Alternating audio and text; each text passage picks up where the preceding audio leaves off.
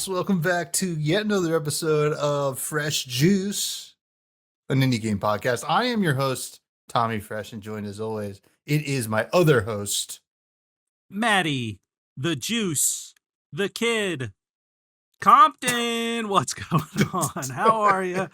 Welcome to episode 146, and I'm excited to talk about a lot of different games because I had a chance to play games this week, Tom, and I am excited to chat about them. So, what's it's on not the all menu? Gears. Yeah, it's not all Gears. It was a good amount of Gears this weekend, playing with Bags on Saturday night, but it ended. The beta's over now, so now I gotta wait till Whoa. October 1st. I don't know how I'm gonna do it. I would probably just fly by, to be honest. But yeah, so got a chance to play some demos, some play tests of some other games, and didn't get to everything I wanted to play, but I got a good amount in to talk about. So yeah. What about you? What's on the menu first off for the episode, for the people? Yeah, we're going to talk about a couple of the demos that we've been playing. I played a demo as well. Really, not really much of a backlog week. I'm still playing the same games I've been playing, to be honest. It was a very busy work week. So, I was happy to kind of squeeze in any little amount of gaming, which has been a lot of Zoominos on the Steam Deck in bed, before bed. Lady Fresh loves watching that game. She thinks it's awesome. As is like, when you get the combos going on, I'm like, babe, I'm going crazy mode. We're going crazy style right now. Yeah. Boom, boom, boom, boom, boom. And, it wouldn't be the first time in the bedroom. No, anyway.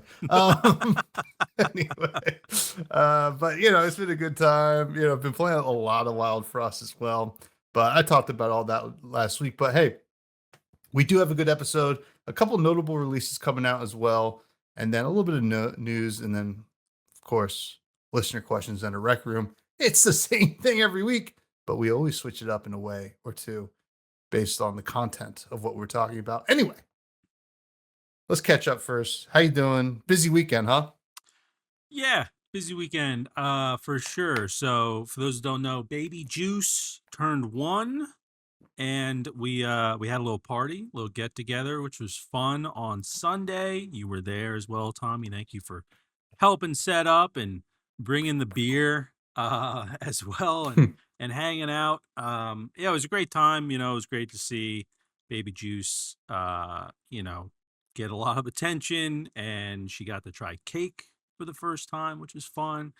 And yeah, it's been good. It's weird now thinking like, okay, now I'm like not really counting her age in months anymore. I'm gonna just start counting it in years, maybe half years. She's 1.5 or whatever. But Mm. yeah. So it was fun. It was good. Did a lot of that. On Saturday, what did I do? I'm gonna look at my calendar here. Let's see. We had the party on Sunday. Saturday we went to there was in one of the counties near us, they were doing like this free kind of it was like a butterfly tent thing there, and then it was a bunch of like kind of gardening like tips and how to be more sustainable, all that, like a bunch of booths and stuff. We just went there for this like butterfly tent for Baby Juice, which was fun. She got to see them. She loves looking at butterflies and being outside and all that stuff. So that was fun. And then Saturday night, yeah, carved out, I don't know, 4 or 5 hours just to play Gears with Bags. We had a great time dominating online, and it feels good to be like back into a multiplayer game too, like a PvP game that we can actually hold our own with, which is cool. And yeah, other than that, I had some interviews sprinkled in as well. We'll see if there's anything for me to talk about in the future. Who knows? I'll leave it at that. But yeah, that's about it. Now just back on the work grind, off a little bit this week because we'll be going to a wedding later in the week, which will be fun. And yeah, so it's been going good. What about you? How's everything on your side? Ooh, not good. No, no, it's good. It's just very busy. A lot of changes going on at work, which have been I'm happy for, some people, but I'm also like, when's my chance? Mhm. I'm chomping at the bit a little bit here. So, but it's the past 3 days have been crazy, right? It's Yeah. just Friday, I wake up mad early, have a presentation like an hour away from here, from where I live. And, then I have like a meeting right after. And then we have a lunch meeting with the same people I did the presentation with. And it culminated in a lot of Oh, beers being okay. consumed middle of the day. Well, basically from like noon to 4, right? Nice 4 hour session, Yeah. whatever. Yeah. And it's just like when you day drink, especially like as I'm older, I never really was like a big day drinker. Like I didn't like it so much. Like I would go visit like some friends at college and stuff like that, and we would day drink on like St. Patty's Day or whatever. And then like I just want to go to bed at like 7. Yeah. Yeah. And like you either have to like push through it or keep drinking, or you're just gonna pass out at 7 and then wake up at like 10 and then just up all night, right? Yeah. So, you know, I I pushed through that night. I was all right. We were good. But then the next day we had a river float with some flesh and blood friends Nice. and and our realtor actually. But Wait, we your realtor? Oh, your realtor plays Flesh and Blood? No, her husband does. Oh, That's how okay. we met Gotcha. her. So, Nice. so she hosts like a big river float every year because her mom has a house that like it's like on the offshoot of the Raritan River. So, everybody Nice. just like it's a nice like hour or two on the river. And I was just like crushing beers, whatever, just get like a lot of sun. I wasn't like too drunk, but like you're just drinking and whatever, and you're like just And getting floating. baked. Yeah. You're floating. When was the last And time you did a river? Because we used to do it like growing up, but it's been years since I've done one. Like, how was it? Was it a long while since the last one? And how did that feel? Well, I've been this is the 3rd one that they've hosted that I've Okay. been to since I became friends with them. So I've been like 3 times in the past 4 years, but I haven't done the Delaware River Mm, in a while. So, that's like the classic to me. Like you yeah. pop in and where we used to pop in, we go down to where my dad lives. But yeah, so we get home from that and then like we're like, okay, because we were tired. We got home at like 5. I was like, okay, we'll just listen. We'll lay down 30 minutes. That's it. Because I was like, I got to mow the lawn. I got to do this. I got to do that. Boom. It's 8:30. That's when you popped on Discord. You were like, I just woke up Yeah. from a nap. Like, Yeah, what? yeah. So from a nap, and I could not sleep that night, and I had to get up early to get down to, Baby Yeah. Juice's party. So it's been a wild, and I had to crack some beers at the party. Of course, it's a 1-year-old birthday party. What else are you gonna do? So like that's just how that goes. But we're back. We're in the great reset. You Yeah. know, popped a few waters today, and I tell you what.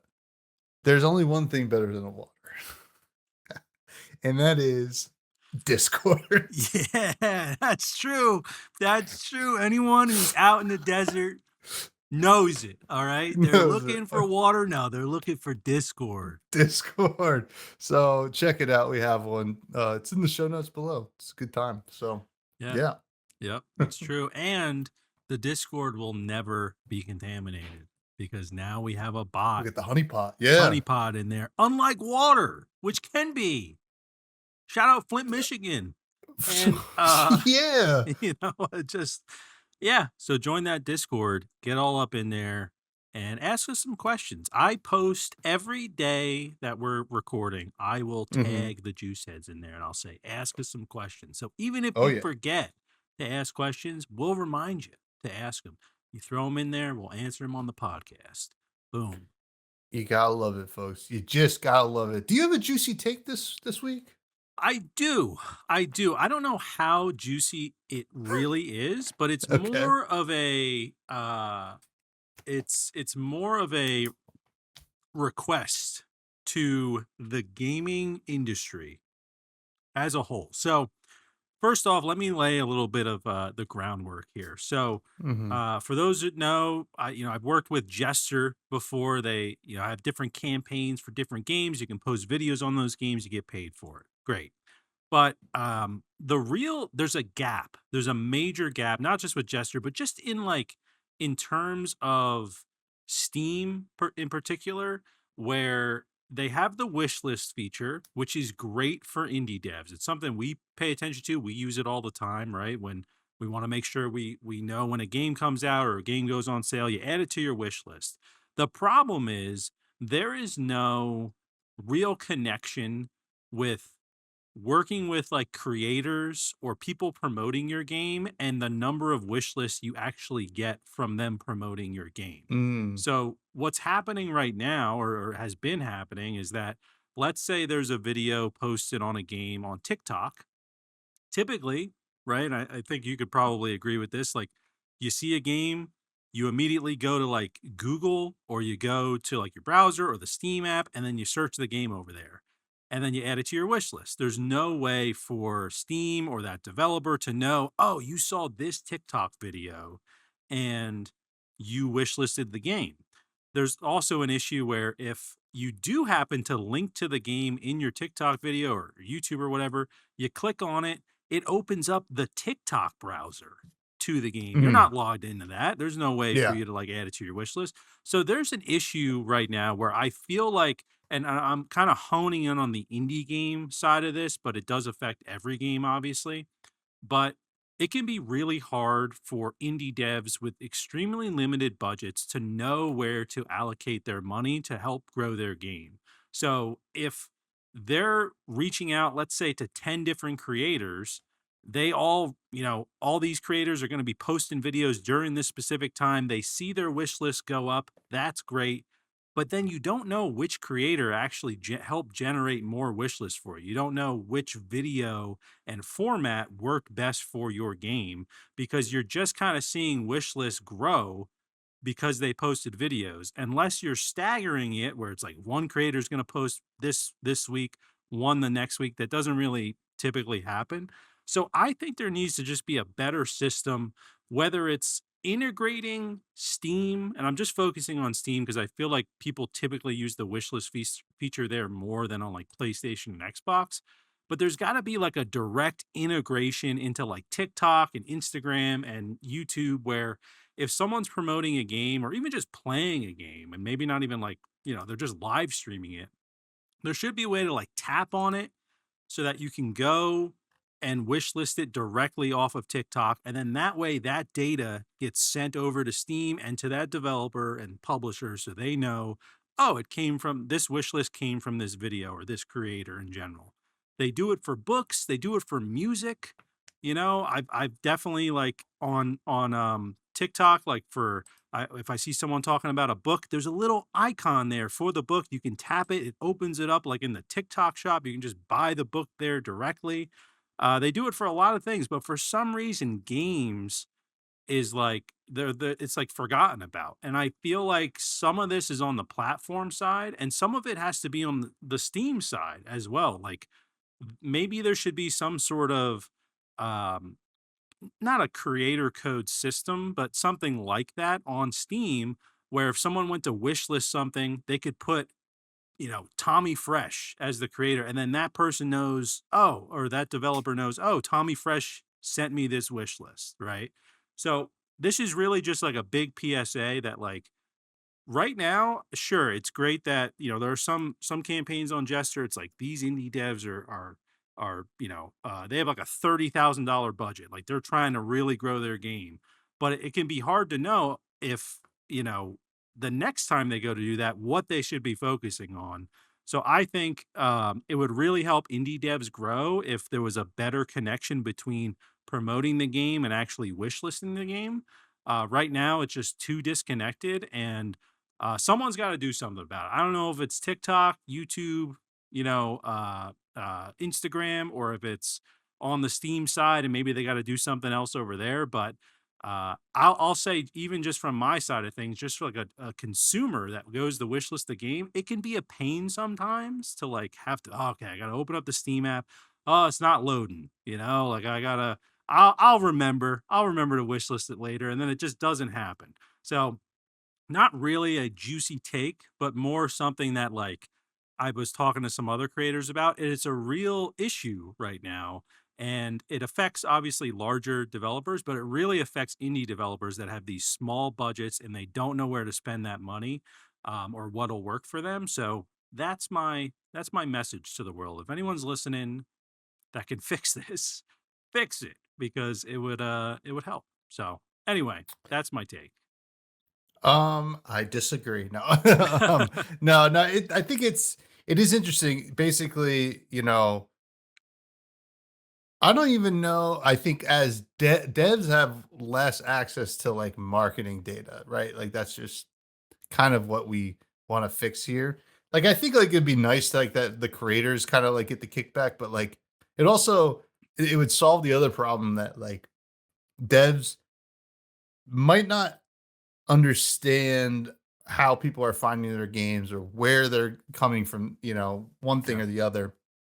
You know, like I watch a lot of Northern Lion. I'm somewhat likely to play whatever he's playing, right? But there's no data on that. Like if I get a game because he's playing it, right? Yeah. Like it just happens, right? And that's just kind Sure. of like some you're just lucky, right? If like a big creator is playing your game. And this is like not even like talking about like wish lists, like active sales, right? So I wonder if there is just a better way or just like a code like a generated link or Yeah, something yeah. like that. And Exactly. yeah. Yeah, But some yeah, sort of no. like tracking link, or it doesn't even need to have that creator kickback. Like that would be great, Mhm. obviously. Like Northern Yeah, Lion, yeah. like if you buy a game that he was playing, like I mean, you as a fan of him would probably want him to get a little kickback anyway. Yeah, Be like, yeah. if it wasn't for him, I wouldn't have even known about this game. But even aside from that, yeah, just having some sort of like tracking link system that goes to Steam, like I just feel like there's work to be done there, and Steam typically does a really good job, I think, of like we always talk about all these fests they're running. Like they're running one right now, the Steam Pins and Pegs Fest, showing me games that I've never seen before, and get that out of your mind. All right, it's not those What? kind of No, games. Yeah. nothing. No, I love pins and pegs. But they do great jobs with that. I just feel like they could take it a step further and really upgrade like the wish list system, and yeah, just like the point or the sale system. Like the Epic Store has the creator codes, right? If you Mhm. play like Fortnite or Rocket League, like in the actual games themselves, you can put creator codes if you go to buy like a microtransaction or something. I don't think we need to go as far as that, but something on the Steam platform itself could be good. So that's my take. Is just Steam does a lot of good stuff, but I'd like to see that improved to help out some indie devs and creators in general, but really just the indie devs, uh, because some of these budgets I see are like really small, and I'm like, even if it works, they don't know what worked for for it. So yeah, I have another bone to pick with Steam. They changed the main store page, I feel like, not too long ago, yeah, and the I top don't like part, it. yeah, I don't like it, man. But maybe that's just me. Maybe it's just me, you yeah. know? I agree. I honestly, like, I spend most of my time, I'll click into a specific category on Steam. I don't even like go on the homepage anymore. Um, I'm just like clicking into like survival or whatever, and then I just look from that point on, because the homepage, yeah, it just feels like just a big slider on the top, and um, I don't know, just a lot going on there that I don't think is that useful. But yeah, so Yeah. interesting All right. stuff. Yeah, Let's talk about you want to do notable releases first, and then we'll talk about the games that we played. yeah, let's do it. Um, First of all, I just put this one in here because I didn't have it in before, but I just saw it on the Steam page. It's called Ploink. Uh, this is because you said pins and pegs, right? There we go. Yeah. Classic, chaotic, Plinko inspired roguelike. with a focus on wacky items and creative setups. Nice big number go up game. These are popular for a reason. It's like all the satisfaction of like doing a satisfactor, like a really fun build and like a deck builder or Mm-hmm. whatever, with all the dopamine hits of like an incremental game. Sometimes it feels like Yeah. so. This one looks cool to me, right? I'm playing a lot of Zumino, so I don't know if I have time for another, you know, big number go up game, but certainly this one's on my radar and it's on my wish list. But I just want to point out the first review I saw. I don't know if it's going to show up when you scroll down. Yeah, that one. Straight up ploinking it and buy it. Haha, let's just say my pegs. So Hell yeah. uh, yeah. Love it. So yeah. So this one looks fun.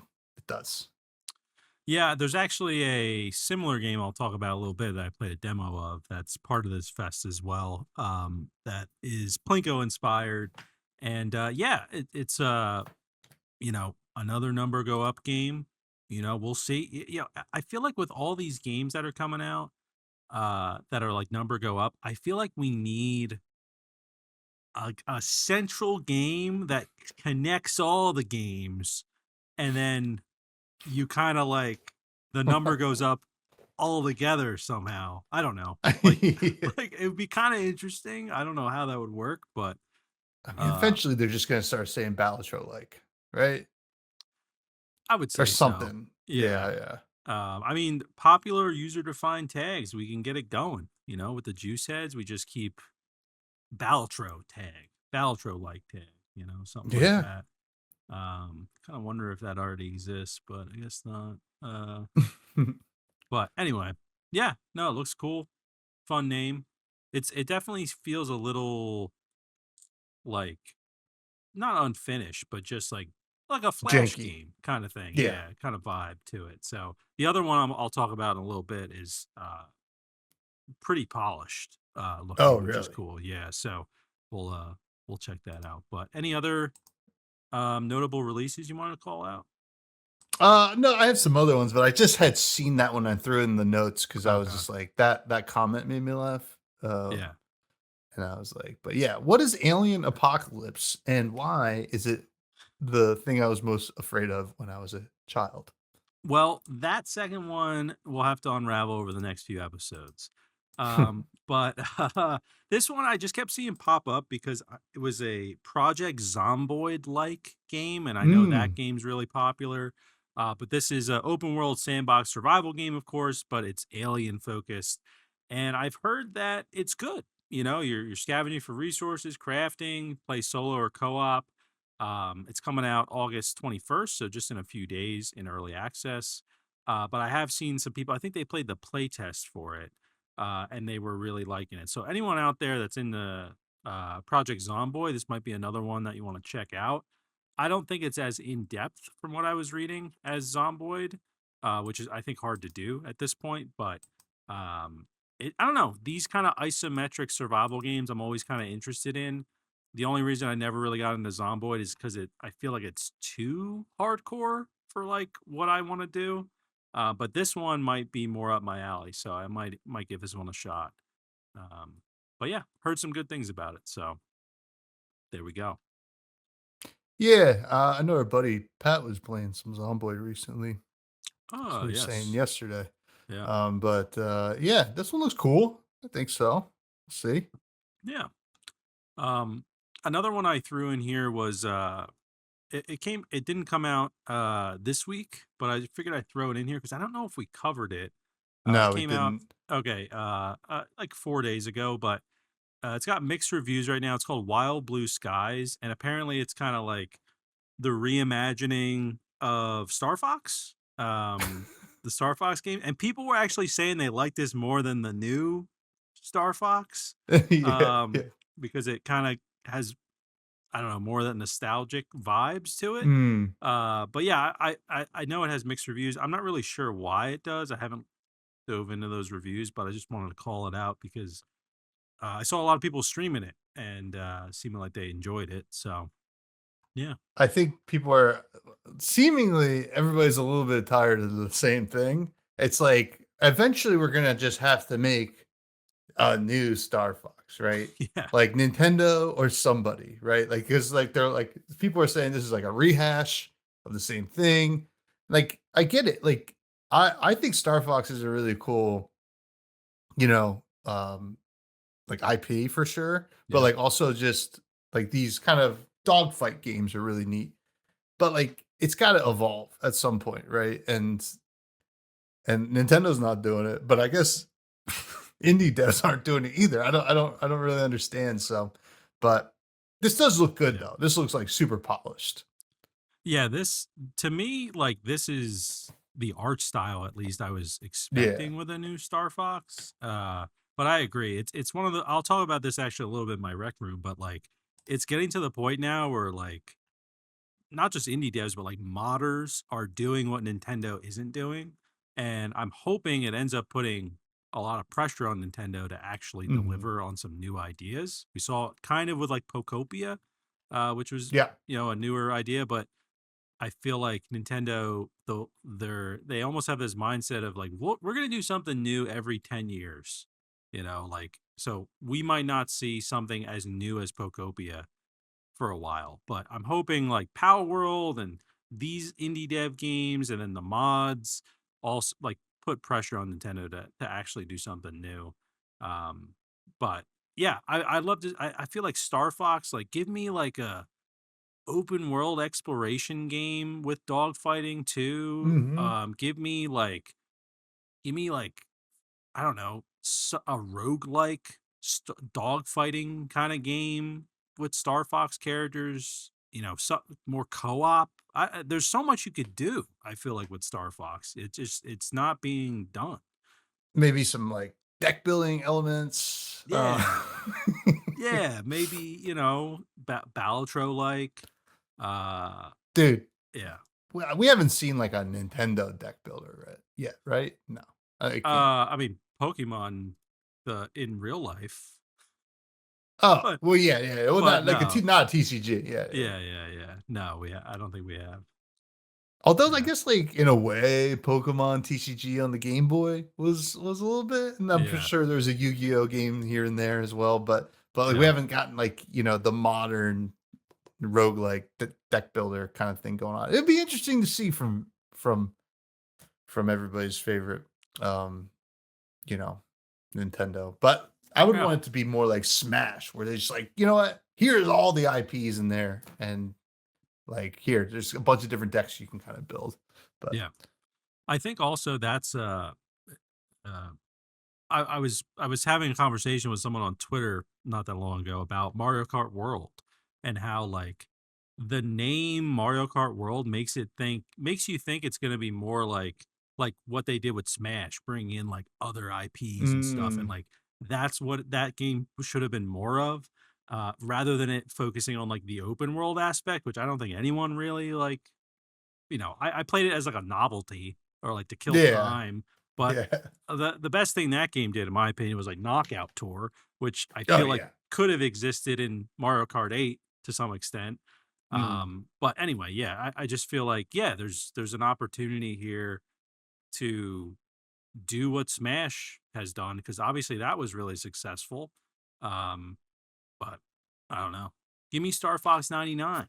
99 of us flying around, shooting, Oh, you kidding, There dude? you go. That's another idea. It's like, why are they not milking the hell out of that That 99 kind of yeah, thing? yeah. They A totally quarter to the could. 99 market. Do Yeah, it now. I mean, Tetris 99 blew up, and it Yeah, was that game was behind awesome. a paid subscription. Like, Mhm. imagine there was just a solo game, standalone game that was like, To be I don't fair, know. I didn't even really try the F-Zero 99 yet. It's fun. It's Is it good. fun? And there was a Yeah. Pac-Man 99 as well. Yeah, I don't know if I played that one, but I played Yeah, the F-Zero one a decent amount. Yeah, it's good. It's not super in depth, but it was fun for sure. nice, So, nice. I feel like there could be so much more Nintendo, but yeah. If you're out there listening, and we know you are, Yeah. just do it. All right, this next game looks fun. It's called Ethra Yeah. or Ethra. Something like Kind of that. like a 2D, 3D, or like this is like a, this is more of like like the 2.5D kind of thing kind of got popular. This is more full 3D with just like 2D sprites. Yeah. Kind of not unlike one of the games we reviewed maybe a year ago that was very kind of forgettable, I think. But this one looks well, obviously it was forgettable. I don't remember. But Yeah. this one initially when I popped into this when you posted it, I was like, and I'm like looking at the screenshots, watching the video, I'm like, this one seems cool. I Yeah. don't know. Yeah. I'm in the playtest for it. I think it just gives you direct access. I haven't had a chance to play it yet. It's one of those that was on my list. And I'm hoping I get some time to hop in, but the fact, I mean, it's single player, it's got co-op, like it just seems like, yeah, like a fun world to explore. And this is one of those games where it's like you have probably seen this art style as like an AI generated concept, and then this person's Mhm. actually building it, which is really Mhm. cool. And I've seen people say, "Oh, we need a Pokemon game that looks like this." Like Yeah. there's a lot of other opportunities, but um, yeah, I mean, it seems just awesome. I don't know, like it's almost like what I envisioned when I was a kid that there'd be a game like this. So hopefully it's got the depth there and it actually feels good. I haven't played it like I said, but I love this art style. I want games to lean into this way more because one, I feel like it's probably pretty well optimized. It's not super stressful, but it also just still looks so good. Like give me like an MMO like this, just co-op games in general, I think could be fun. So I'm excited to hop into to Ethra. Yeah, I think that's how you say it. But uh I've seen some people play the play test. It's a very uh social media friendly looking game because everyone's like, "What is this?" But I have heard people say it's good, so I got to check it out still. But yeah, pretty cool. E T E F E T H R capital A. That's it. Boom. Ethra. Yeah, no, this looks sweet. I mean, the little goblin guy that I keep seeing, just Yeah. freaking that's now that is what I want to see in my games. Little goblin guys, Yeah. please. Every game should have at least one little goblin guy. I So agree. I agree. that should have been my juicy take, but I'm wasting it now. I'll have something similar next week. Next game is a game that I played the demo a while ago.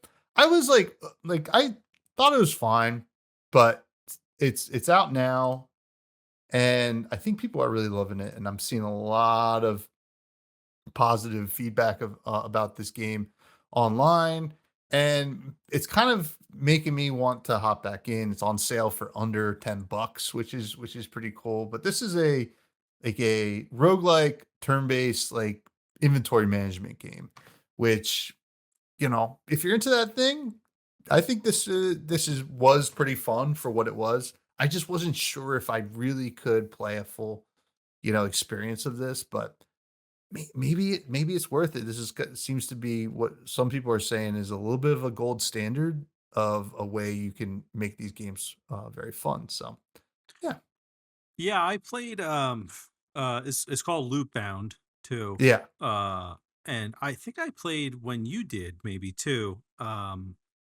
And I also remember being not like super wowed by it, but it's probably because I just didn't get too into like the mechanics of the game. Uh but it definitely, I mean, yeah, it seems like it's resonating with people. Very positive on Steam. Over 700 reviews in just a few days. That's really good. Uh so yeah, might need to try this one out. I mean, it's still got a demo. It's only $9 right now.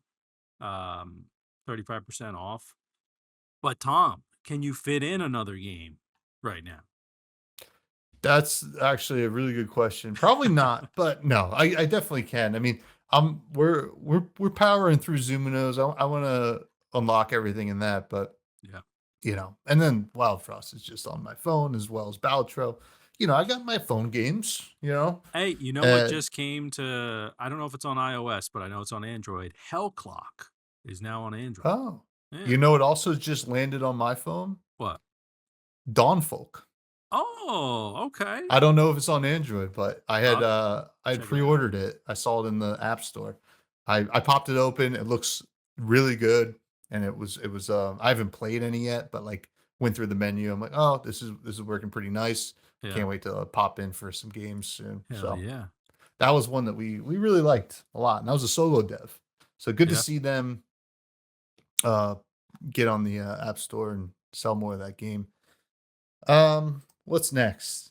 Entropy. I put this one in here because literally today I was on Blue Sky and I saw a piece of art from somebody I follow who's an artist, and they had contributed to this game.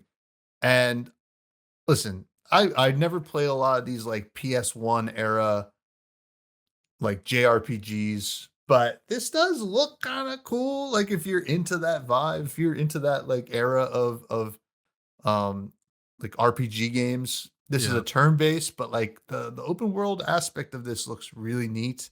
Yeah. It's coming to early access, and yeah, I just wanted to throw it in there because it looks funky. I think this one looks really funky. It does. It does indeed. Yeah, it looks pretty cool. I'm also someone that doesn't never really got into like the JRPG kind of stuff or like the PS1 sort of art style here. But it reminds me, I don't know, I get like Gauntlet Dark Legacy Hmm. vibes just with the Yeah, trailer, it's kind of like that overall kind of theme. It does look cool. So yeah, we'll have to see what the reviews are with this, but yeah. I Piqued my do love interest. though that like people are still making games in this art style. Yeah, Like I hope that never goes away because like I think there's some really interesting things that can happen with this, and even some games I'll talk about in a second are kind of like this a little bit. But yeah, very cool. Entropy, yeah. love This it. game, it like feels like looking at it and just the whole vibe of it. It feels like I could picture it's 2001 or whatever. So, okay. All right. I know where you're going. And yes, the second plane has hit the tower. No, no, it's like 2000. We still had hope in our hearts and no Okay, evil yeah, in the world or whatever.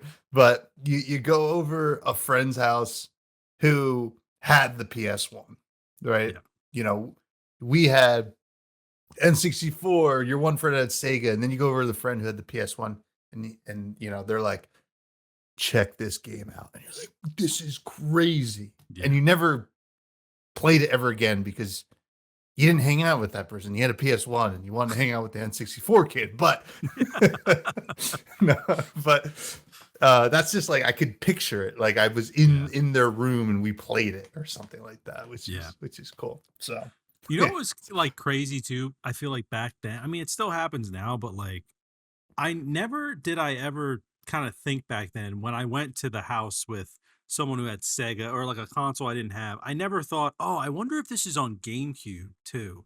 I always Oh just yeah, kind of you're just thought, like, oh, it's this is just on on. that. Yeah, I don't have that. You know, I feel like kids nowadays, they're more about the multi-platform stuff, which is cool. But yeah, I agree. It definitely has those vibes, for sure.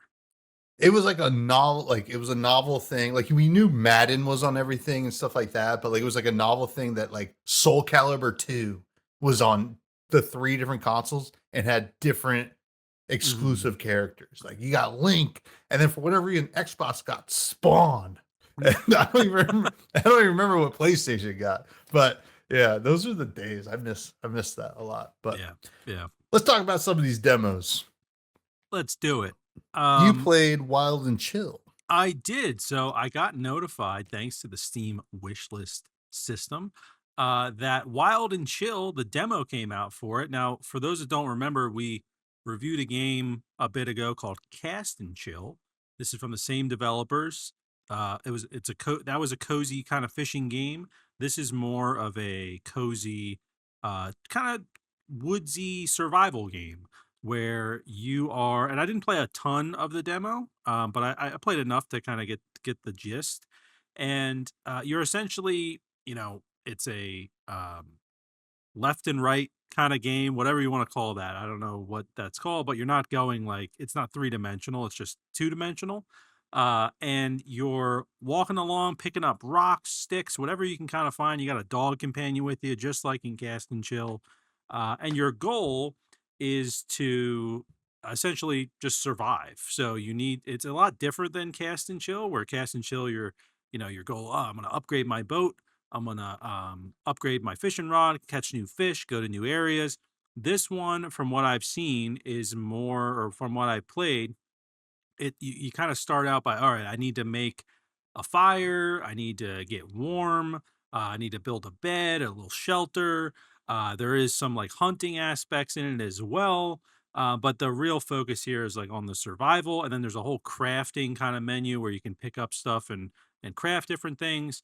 I'd say the exploration is pretty solid in the game. It really doesn't tell you what you can pick up. You kind of only know based on like the way your cursor changes over an item. You're like, oh, I can pick this up. But I do think that there are some improvements they can make in terms of a lot of things look similar. I know it's just a demo, Hmm. but like there's like a bunch of different rocks, but they're all different types of rocks. So I think maybe you can start to learn, all right, this type of rock spawns near water. And the items do spawn back pretty frequently as well. Looks like there's going to be little vendors and stuff in here, people like traders, things like that. I didn't get that far into it. I'm not even sure if that's in the beta or in the demo, but Hmm. yeah, I enjoyed it. I mean, I like these kind of games anyway, so for me, it just felt like a really, really cozy version of like a survival game where it didn't feel like there was a ton on the line. But it's definitely a step above Cast and Chill, where I'd say it's less cozy than Cast and Chill, because you can die, I believe, in this game. I don't think I did in the demo, but it seemed like you can. Or you like So yeah, pass out or something like that, yeah, you pass out, something like that. There's some sort of risk of not taking care of yourself, and surviving. So yeah, but I think that this developer, Wombat Brawler, definitely has something going here. I'd love to see them keep expanding to different types of end chill games. hmm. But this one is definitely feels like a step above Cast and Chill in terms of like the things you're going to be able to do, because you can explore a lot more. You're not just like restricted to a boat. So that also inherently makes it a little less cozy, I'd say, because of that. But yeah, is this one that you're going to be checking out? Yeah, yeah, I plan on checking this one out probably when it releases. Honestly, I mean, these games are just so beautiful. Everything's so intentional, which is so Hmm. cool. Like in terms of like, it's very cinematic, and you know, I just love that, and I was kind of blown away by how Cast and Chill looked, and this just like obviously is seemingly going to kind of expand on it. So Yeah, I wonder what would be next after Wild and Chill. Work and maybe chill. You're in I an office. Yeah, I could see like a maybe like a climb and chill where it's like a mountain, a snowy mountain you have to get to the top Ooh. of or something like that. Kind of similar to this one, but I think there are other maps that have different weather, if I remember correctly. So maybe that's kind of in this game already, but yeah, I'd love to see that. Also, huge shout out to the music, because the music in this game is freaking awesome. Oh, it's And good. I think I remember it being good in Cast and Chill as well. But I just found myself, I was playing on like the TV downstairs, just chilling, and I was just relaxing to the music. It was great. So shout out to the composer of that too. Really well done. Nice, nice. Yeah. Now, what is Hyperdrop? Hyperdrop. This is the game I was alluding to earlier. This is has a demo on Steam. It's a pachinko. Oh, sorry, it's a pachinko roguelike, not a plinko Whoa, roguelike. look at this one. But this one, yeah, it's kind of almost got like the Geometry Wars kind of neon art Mm. style. And the idea with this one is that you can get different types of balls that you're dropping down onto the pegs. But then you can also upgrade the pegs as well to do different things and have different effects. And then there's even like passives that you can get as well that obviously affect the game too. My big issue with this, I didn't play a ton of the demo, but I feel like they can maybe ramp up the upgrading, like how often you upgrade the pegs. You're upgrading them basically after each like fall that happens with the Mm, balls, but you really don't start to get like the crazy combos until like I was on. It's set up similar to Balatro where there's like three like levels you have to go through and hit a certain gotcha. score. By the third one, I was starting to get a little bit of that crazy stuff going on.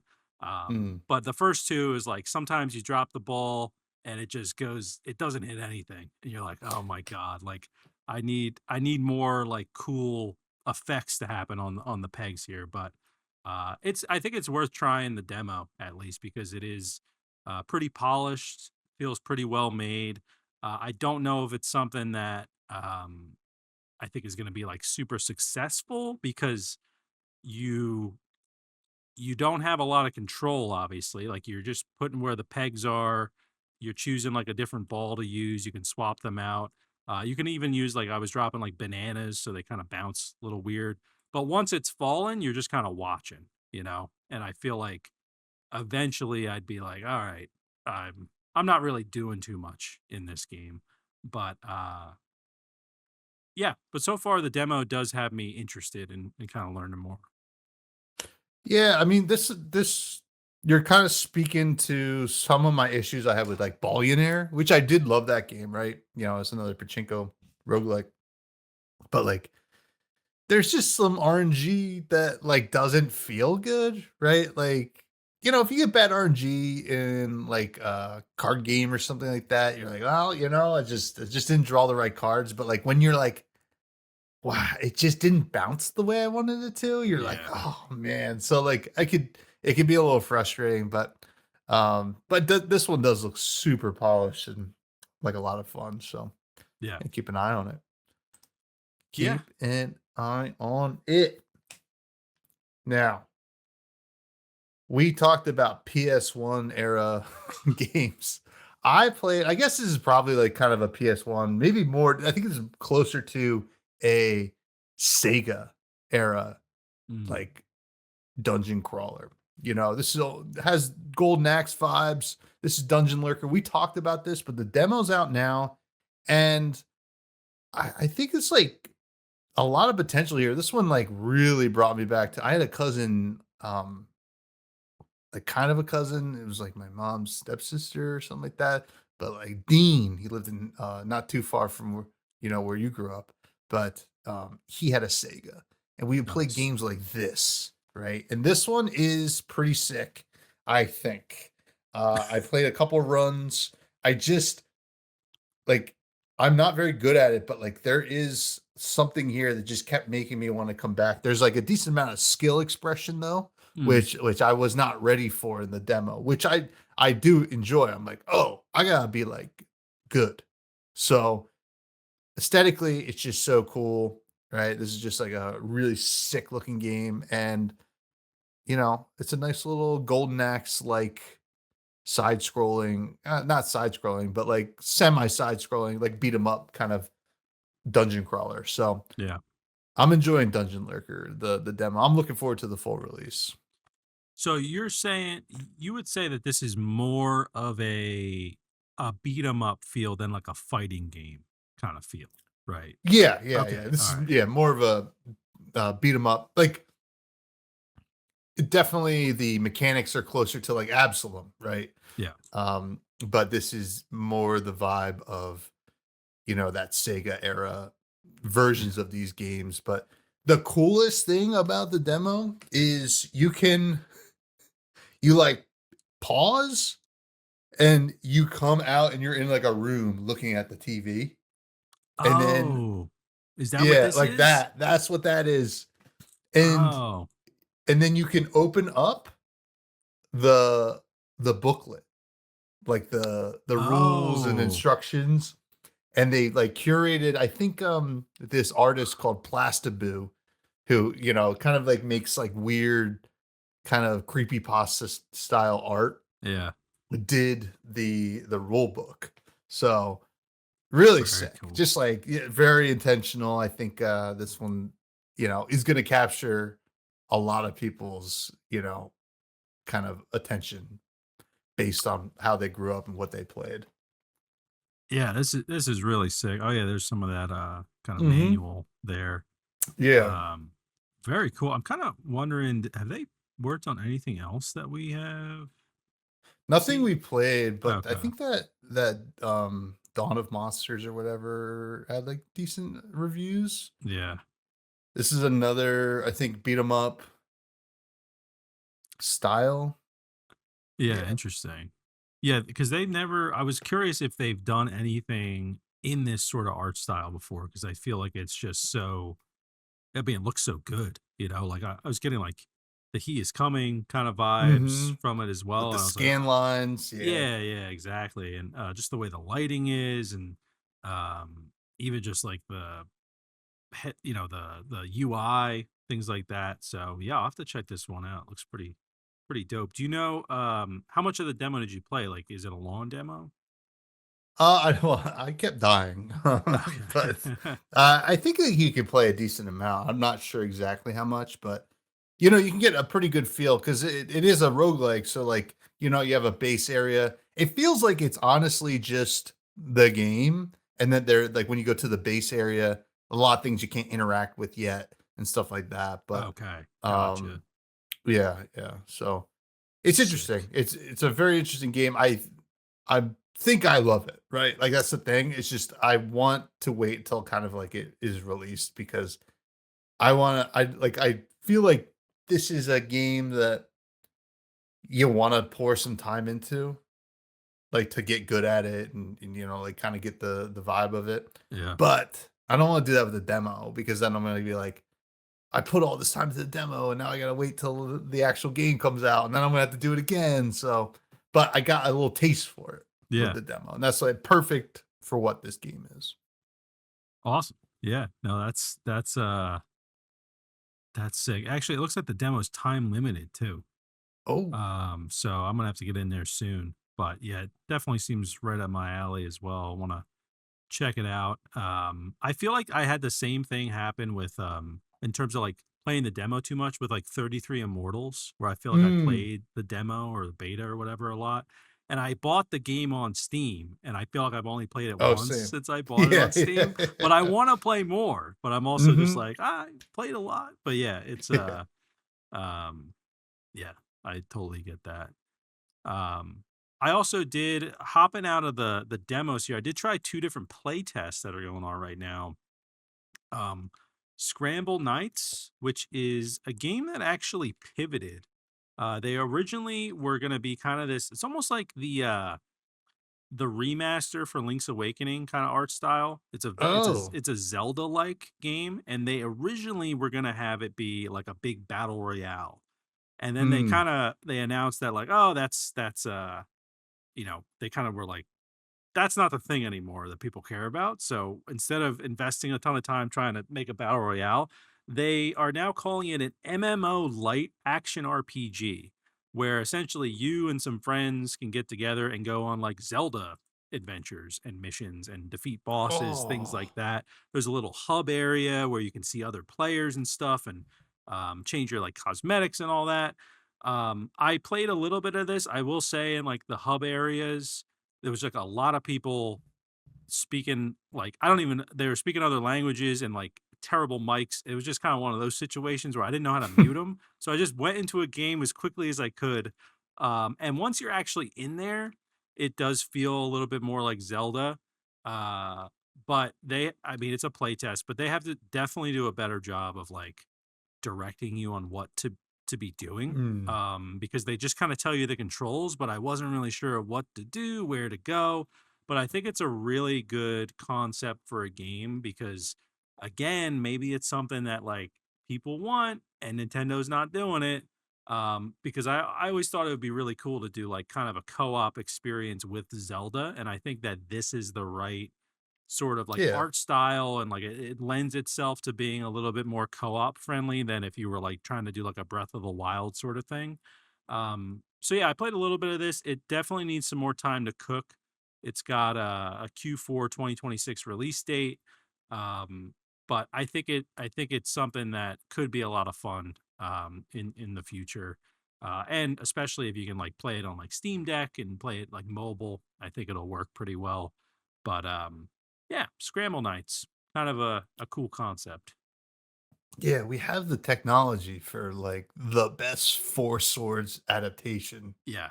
or like inspired game. So like, why not? Actually, looking at this, like, yeah, this looks sick to me. Like, definitely something I would be really interested in playing. But it also makes me kind of want to hop back into Doom Crawl. You remember that game we Yeah, I reviewed? was actually just thinking of that too. Yeah. I was like, that Yeah. that was like a really fun little co-op experience. Hmm. That if we could get more people to play, it'd be a lot of fun. But Yeah. um, yeah, this one looks cool. Now, what's this other playtest you hopped into? Yeah, this one I'm excited to talk about because I actually think it's going to be a game that I will end up uh, buying. So this I've never seen a game like this. So it is an idle multiplayer RPG. So think of Okay, it like I kind of think of it almost like World of Warcraft, but an idle game. So I went into the playtest, set up my character or whatever. You can choose between two different classes right now, mage and paladin, I believe. And you're kind of in this hub area with other players, and there's a quest you pick up, and then you click start quest, and it teleports you to where that quest is. But you're not actually controlling your character. You can click a button that says like stay in one place, or you can click a button that says like roam around. And when you're roaming around, your character just starts walking, and there's you can have it like toggle on whether you want to like gather like the plants around while it's walking or if you just want to fight enemies.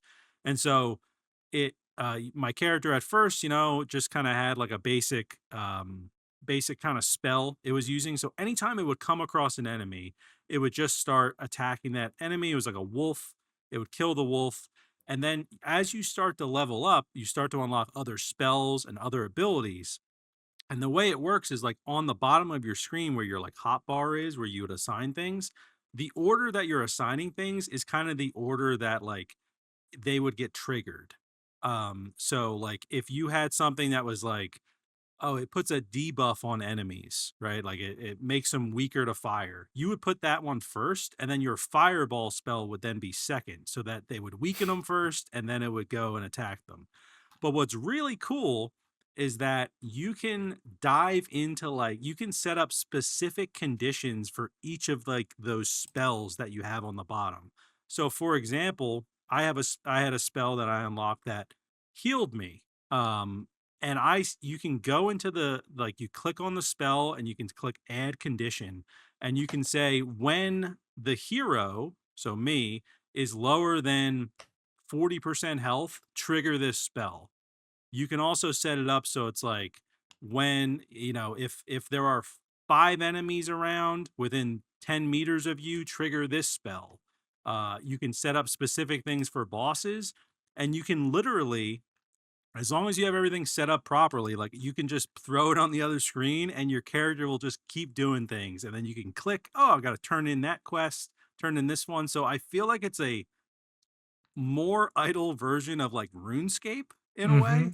mm-hmm. And I don't know, for some reason I was like going into it and I'm like, all right, how like if I'm not doing that much, how fun could this be? But I kind of got in the mindset of like, oh my God, look at this spell I get at level 10. I should try to get to level 10 and then I can add it to my character. And I don't know, just kind of a cool concept for a game, in my opinion. And it even works like I'm offline right now, my character can still be progressing if I set it up to do that. So I don't know how much content's in the playtest. It's still a little rough around the edges, but I think the concept here is kind of interesting, especially for people like me that don't have a lot of time to like hop into a World of Warcraft and do all that sort of stuff. Um, I don't know. I Ever since Norp Apolog, I've been getting into these idle games way more, and this one in particular draws me. I think because of just the overall theme and atmosphere of it being like fantasy based, and also reminding me of RuneScape. It just seems pretty cool. So Yeah, it's called Dominus Automa. I don't know if I said that either earlier, but uh, weird name, Yeah, but there you go. yeah. So, Well, what do you I think mean, of this?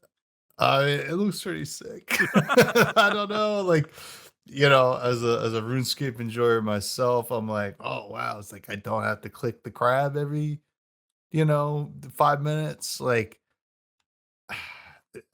this is one I'll be keeping my eye on because, golly, if they can launch this and get it on mobile, Oh, yeah, it's game over. This yeah, game would change lives for better yeah. or worse.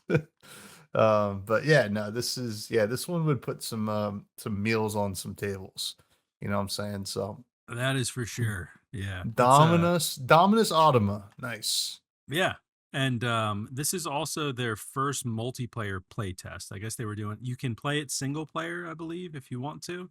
Mm, Um, but yeah, it seems like a really cool concept. I was trying to see if they had plans for mobile, but no. But there's like bosses. I think they're planning to add like kind of raids in it as well. crazy, man. Yeah, it seems pretty wild, but I love the concept. I'd love to see more games do this kind of idle, uh, you know, play style, or at least have an option for it, maybe. But yeah, so pretty cool, pretty sick.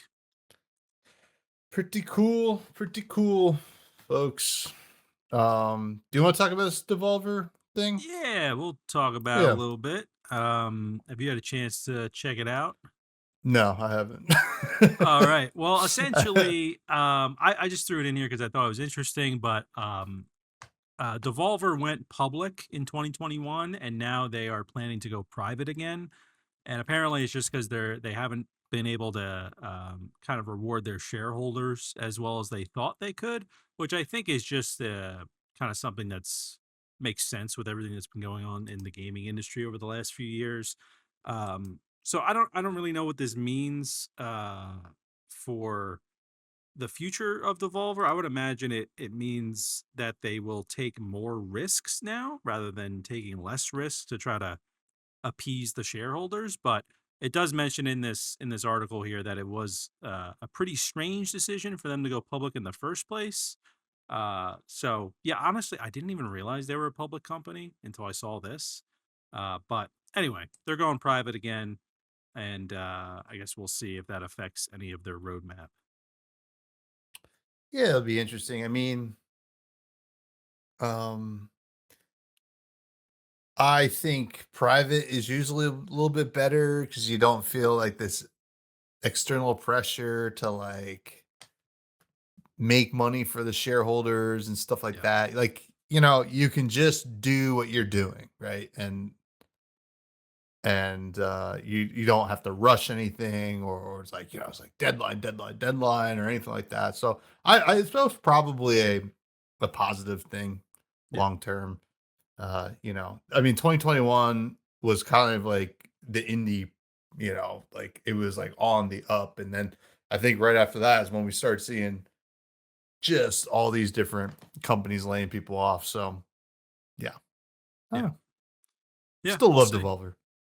Yeah, it says that they are expecting a cost saving of around $1.6 million a year because of this. So It's great. yeah, that'll be great Yeah. for development for sure. But yeah, that was the only news story I threw in here though. It's all good. So It's all yeah, good. I mean, it is indie game stuff. So, it is. that's how it goes. There you go. Folks, we got listener questions, and I'm excited for these. First one, of course, I'm excited because Bags is asking, out of all the deck builders you guys have played, what is your favorite card? Do you want to answer this one first? You might have an answer right away. I have no idea what my I favorite wrote card down my is. answer. Oh, you did? Actually, Okay. I wrote down my answers. I Oh, couldn't pick just one. okay. So I picked one from the 3 deck builders I played the most in my life, All right. right? So we'll start with the OG Slay the Spire. I pick Pummel Strike. So you don't know what Pummel Strike is. It's a 1 cost, deal 9, draw card. Not that flashy, but I love drawing cards. I love dealing damage. Yeah. I don't really play a lot of like defensive decks. I want to just deal the damage and go. So Pummel Strike is like, oh, deal 9, draw into my next thing. That's going to deal more damage. That's sick. Love that. Balatro, my favorite Joker. I mean, I could just say the Ace of Spades. Yeah. Yeah. Balatro, my favorite Joker is Madness. If you don't know what Madness is, that is the one at the start of every blind, except for the boss blind, destroy another Joker you have and get plus 0.5 X mult. But in the late, stakes, gold stakes, this is like my number one gold stake winner, right? Because you get the eternal Jokers that can't get destroyed by the Madness. So you're just going to the moon with Madness and at no downside. So that's sick. And you get to like win with some wacky Jokers because of it. That's cool. And then in Wild Frost, there's a card called Fungo Blaster. First of all, amazing name. But basically, there's like poison that you can put on your enemies in Wild Frost. And Fungo Blaster is like a little like clunker that you throw out onto your field. And then whenever a enemy dies from poison, you give that poison that they had to another enemy. So you're like you're throwing your poison they're around. Contagious. Yeah. It's pretty That's sick. pretty So cool. Fungo Nice. Blaster, Madness, Pummel Strike. Send it. Let's see. I was thinking of Balatro. I mean, like, I love this. I don't have like a really great answer for this question, but I love the Blueprint Joker because it's just like I love getting. I feel like I get the most like interesting builds of like what should I use this on, because that's the one that copies, right? Copies to the right. Yeah, so I've just had the most fun probably with my runs when I'm using the Blueprint Joker.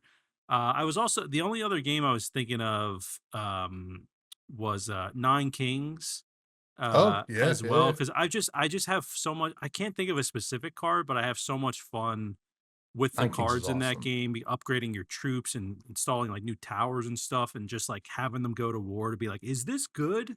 I'm trying to think of like I don't remember the name of it. I think there's like an electric kind of tower that you can get in that game, a lightning tower that like shocks the enemies that are coming towards you. But yeah, I can't really think of exact cards from these games or the names of them. I mean, Blueprint is iconic. Yeah, like It Blueprint. It just wins so many runs in Balatro. It's probably why I like it, But anything from Zuminos? Anything come to mind? Oh, well, You okay. mentioned All it. right. Yeah. All right. Zuminos. So the first run that I did with Lady Fresh watching me, I got the Moth. The Moth is sick, right? All right. So the Moth, basically when you play it, because like Zuminos is like a grid, right? Almost looks like a hive. Yeah. So like you play the Moth and it spawns like 5 more moths across the screen. Okay. So if you're like buffing up your Moth, all of a sudden you're gonna play it and get 5 times that amount of points. Oh. So, and then there's like other combos. It's just like the Moth was sick. There's probably cooler like animals or whatever in the game, but because you got mythical animals, like there's Bigfoot, he's pretty cool.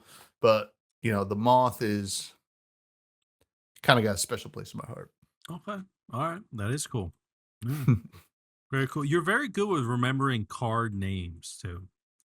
Well, it's funny. Like I'm getting worse with Flesh and Blood because there's so many new cards in Flesh and Blood that I'm like, God, I'll know what the card does. I'll be like, oh yeah, it's a 0 for 4, and when it hits draw a card, and it's like, oh, snatch. That's what it is, So, but yeah, struggle's real. Anyway, next question comes from Kmore. who asks, "What was your first indie game?" Um, I always think of Super Meat Boy as my first one because I mean, I'm sure there were ones before that when I was playing on GameCube. Like technically they were indie, right? Like I'm sure there was something out there. I remember a game I played called Spy Hunter on GameCube. I have no idea if it's indie, but I never heard anyone really talk about it, so I'm assuming it is. But it was kind of like a rip-off James Bond kind of Hmm. game, but I had fun playing it. Uh, but yeah, I always just think of Super Meat Boy as kind of the iconic one that I remember playing it like on my Mac when like people weren't gaming on Macs, but it was available on it, so I played it on there. So probably that one, I'd say. What about you? I don't know if this is right, but it's the first one I remember like buying and being like, I know this is indie, right? Yeah. Like it's like a definitively indie game is Axiom Verge, Oh God, yeah. which classic Metroidvania kind of I think solo dev. I thought there was supposed to be Axiom Verge too, but I feel like I heard that rumor in like 2019. I don't know if that ever happened. Yeah. um, Axiom Verge. I've never played it. I've always just heard of it. Never played it though. it's a great game. It is a great game. Oh, Axiom Verge 2, there is one? There is. It was 2021, Tom. I thought you were a Oh my fan. gosh, I guess not. Was it not good? Maybe it wasn't that great. Let's see. Steam. It's got mostly positive on Steam. Mostly positive. Yeah. Okay. So I mean, it's hard to like follow up a game. It doesn't look as good. I will say that. yeah. Um, the original is kind of iconic. Like, really just nailed a lot of the Metroid part of the Metroidvania, and also like had these really cool mechanics where you kind of alter the map with your gun and stuff like that. It was Oh yeah. yeah, Nice. Sick. Sick. it's pretty sick. 2015. That's when it came out. 10 years Oh. ago. All right. Yeah, I just looked up Oh, Super Meat Boy 2011 on Mac. It was holy released. moly! Yeah. So I never played Super Meat Boy. it's just a frustrating platformer. Huh, Yeah. okay. Basically what it is. It's like designed to be frustrating. Um, but yeah, good questions. Good questions. Amen. Now, that's going to bring us down to the rec room where we recommend something that perhaps is not an indie game. What do you have to recommend today? Mine is it's a I guess a weirder one. It's this GitHub repository for this person named their name is Esteban PDN. And essentially what they've been doing, and I think I alluded to this a little bit last week, but um for the 3DS and also the AYN Thor, the dual screen devices, they're like building mods for old games where I'm playing uh like the Legend of Zelda Minish Cap dual screen on my AYN Thor so that the bottom screen is like an actual map that shows where you are. You can manage your items. You can see what quests you're on for Minish Cap. So they're kind of taking some of the menus that are part of the game and just putting them on the second screen. They've done it for Twilight Princess. They've done it for even like Mario Kart 64, where they have the place you're in and like the map of the track and some other things like on the bottom screen. So they've essentially been modding a lot of these. They did a Link to the Past as well. A lot of these older games and things that Nintendo isn't doing, but they're not just doing it for the AYN Thor. They're actually it's like a native Nintendo 3DS port of games. So people are actually getting them on the 3DS Oh, somehow. I don't really wow. I guess you can like hack the 3DS. I don't really know. The only negative I've seen is that this developer is using like AI to help with this, like to help Mm. like develop it. But at the end, like I don't care too much about that stuff because I'm like it's something Nintendo's not doing. It's like yeah, go ahead, whatever. Use AI to like split these games out, however the hell you're doing it, because I just want to play them dual screen. So they keep Yeah. releasing um new ones, so I'm just shouting them out. But yeah, I've been playing Minish Cap dual screen. It's very cool. They even push updates to it and all that sort of stuff. And I forget what some of the other games are, but I will say it did. So if you have a dual screen device, a 3DS or AY Thor, definitely I would just look up Minish Cap dual screen, and you'll probably just get to this page, or there's a bunch of YouTube tutorials now and stuff on how to do it.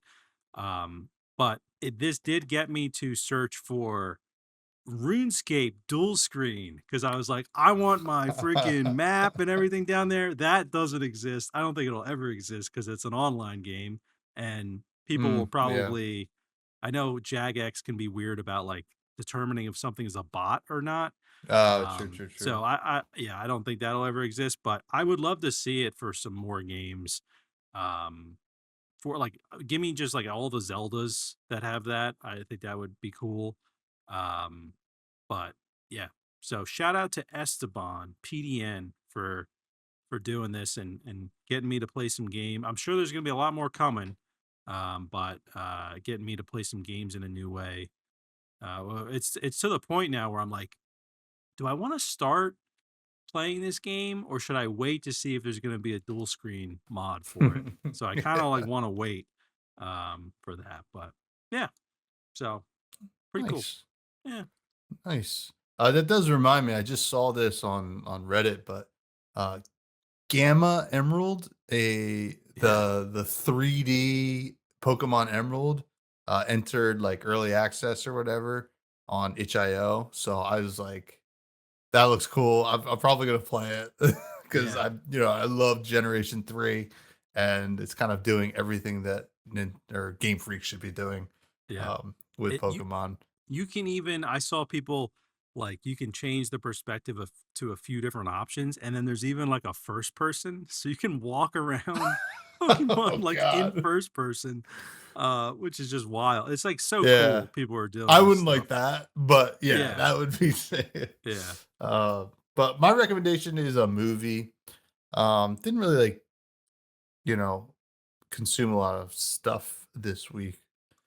We watched two movies. One I really like, but I'm not going to recommend. I told Matt before, but Evil Dead Burn. I'm a big Evil Dead fan, so I just like wanted to watch New Evil Dead. yeah. It's not the best one, but like if you like gore, this is a good one, right? Like this is like gore to the max, like almost like all right, this is a lot. This is a lot. Yeah. It was definitely it was a fun experience for me because I got to look over to Lady Fresh and her just not looking at the screen.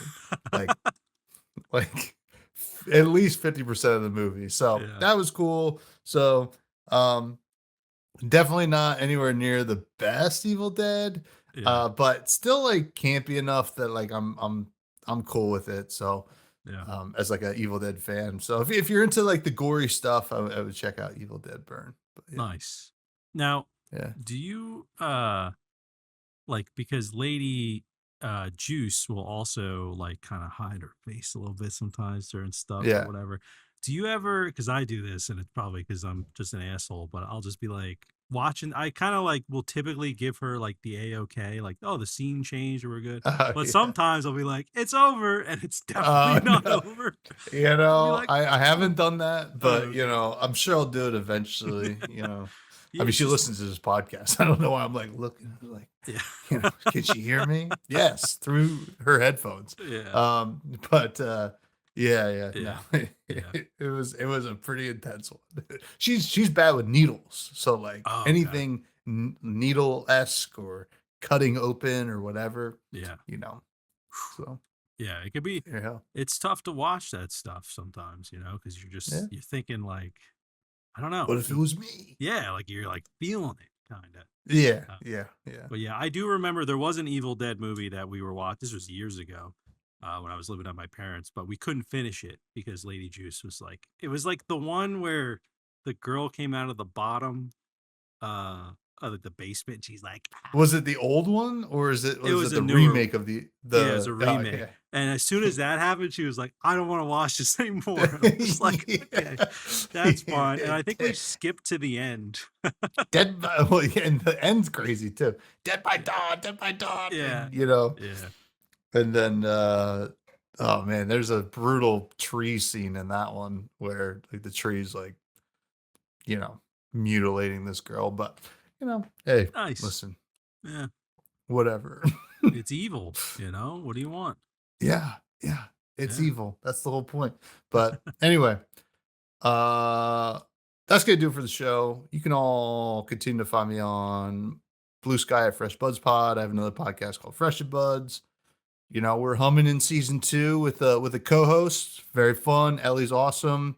You know, we got a great rapport, so we're gonna keep rocking, and it's a good time over there. But you can find us, this podcast, on all socials at Fresh Juice Pod. Where can people find you? When I'm posting, you can find me at Matty Gorm, GORM, on the socials. And yeah, check me out over there. All right. But in the meantime, I'll be playing other games. So, and I won't be posting about it. But you can join the Discord, and I'll be in there. Join the Discord, folks. Oh my God. Wait. Juice?